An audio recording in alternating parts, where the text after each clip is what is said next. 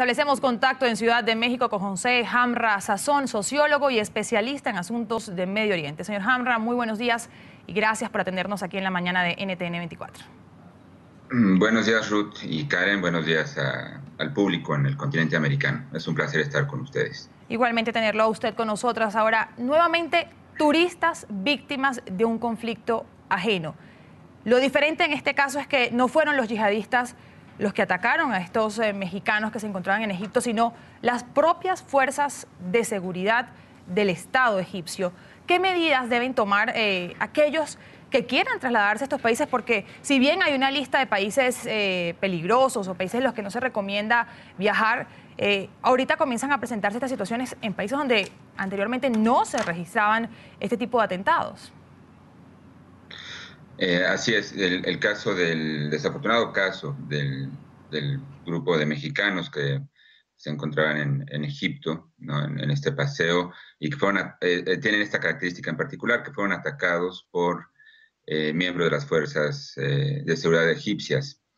Y esto, bueno, por lo que se ha relatado hasta el momento, que todavía hay información poco precisa, pero finalmente parece que se confirma que fue un ataque a través de un avión y helicópteros contra turistas que en primer momento se piensa estaban tomando alimentos en un descanso durante el recorrido a esta zona dentro de Egipto, cercana a la frontera con Libia, un área donde sí grupos yihadistas que se han reconocido como parte del Estado Islámico han estado activando. Y es un problema, por supuesto, para Egipto y un problema para los turistas, ¿no? En general. Nada más valdría la pena aquí poner en dimensiones.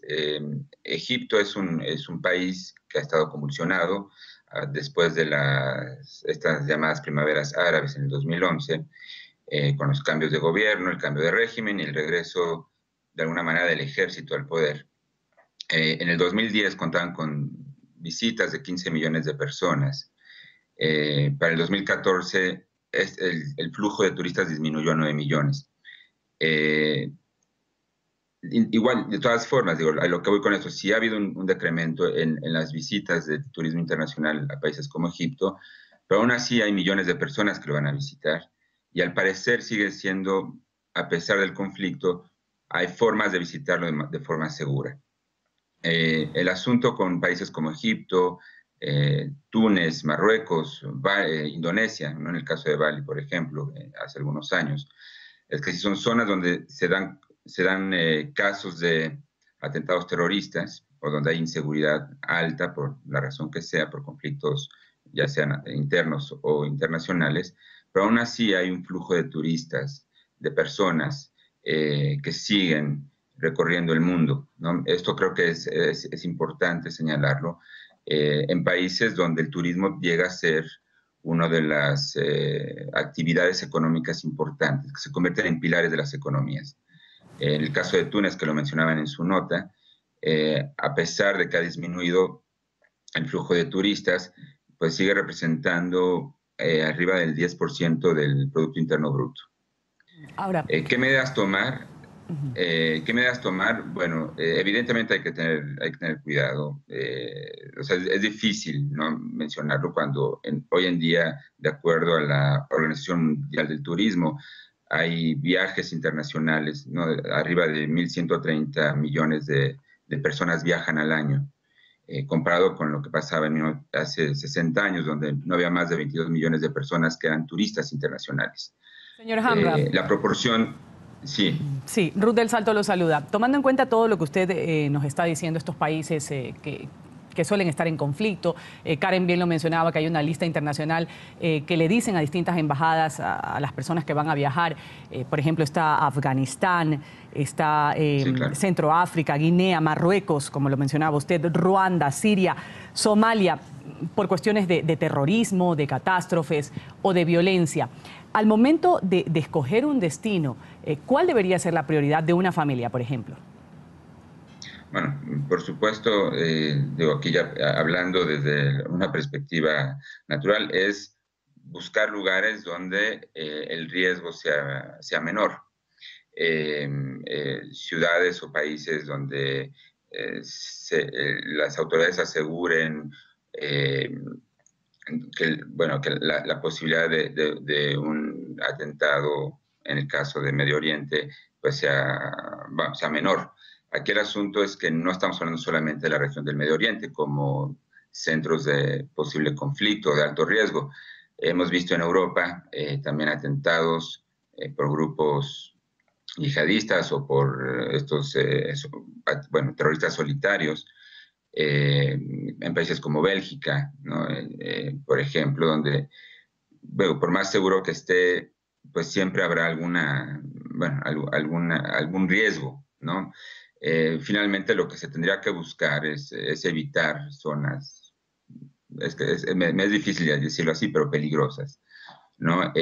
Porque a final de cuentas, pues el riesgo siempre va a estar. Simplemente el hecho de estar atentos vamos, estar atentos como familias, revisar qué zonas se van a visitar y en grupos organizados.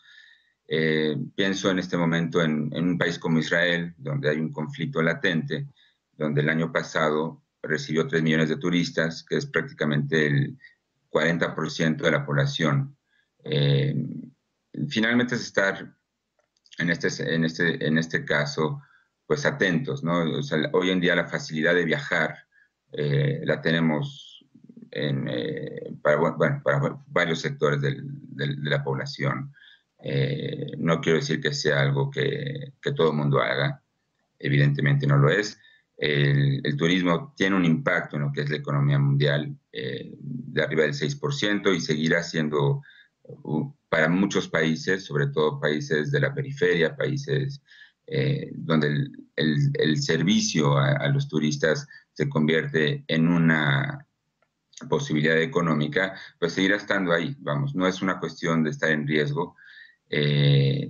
Aquí yo creo que más que nada como turista, como una persona que está interesada en viajar y conocer, pues digo, finalmente no limitarse, pero sí tomar las precauciones. Hay países que son prohibidos, vamos, el caso de Siria, donde, bueno, finalmente estamos escuchando toda esta crisis de refugiados, de personas que están saliendo para salvar su vida. Eh, y bueno, el asunto es quizás entender estas contradicciones, que hay gente que busca salir Sí. para salvar la vida, gente que busca salir simplemente para pasear y bueno, digamos, es de estas paradojas de nuestro mundo contemporáneo. Sí, estos turistas que decidieron viajar, pasear con sus familias y encontraron fue la muerte. Vamos a agradecer a José Hamra Sazón, sociólogo y especialista en asuntos de Medio Oriente, por habernos acompañado aquí en la mañana de NTN 24. Un feliz día.